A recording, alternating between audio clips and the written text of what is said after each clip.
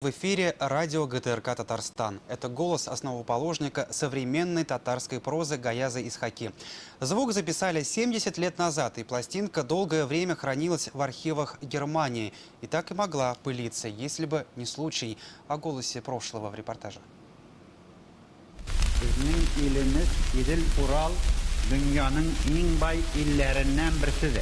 Четырехминутную запись голоса Гаяза Исхаки, что прозвучало сегодня в эфире радио «Татарстан», сделали больше 70 лет назад в Германии. Публицист рассказывает о Татарстане, его народе и природном богатстве родного края. Эти уникальные материалы в архиве Берлинского университета нашел казанский ученый Искандер Гилязов. Сейчас он пишет книгу об истории мусульманских военнопленных. В Берлине в период Первой мировой войны была создана так называемая звуковая комиссия, которая занималась записями голосов военнопленных Первой мировой войны, которые находились в одном из лагерей под Берлином.